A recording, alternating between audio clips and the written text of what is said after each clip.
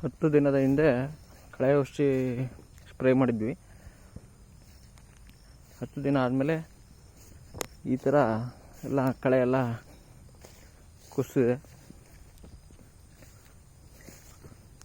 ಎಲ್ಲ ಕ್ಲೀನ್ ಆಗೈತೆ. ಈಗ ನಮಗೆ ಅಡಿಕೆ ಕೊಯ್ಯೋಕ್ಕೆ ಅಡಿಕೆ ಎಲ್ಲ ಚೆನ್ನಾಗಿ ಕಾಣ್ತವೆ. ಕೊಯ್ದಿರೋದು ಕೆಳಗೆ ಬಿದ್ದವೆಲ್ಲ ಕಾಣ್ತವೆ ಕ್ಲೀನಾಗಿ.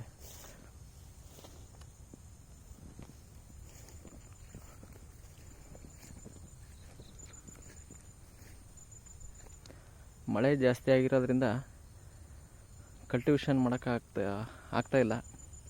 ಅದಕ್ಕೋಸ್ಕರ ಕಳೆ ಔಷಧಿ ಸ್ಪ್ರೇ ಮಾಡಿದ್ವಿ. ಈ ಥರ ಆಗಿದೆ ಇವಾಗ 10 ದಿವಸ ಆದಮೇಲೆ.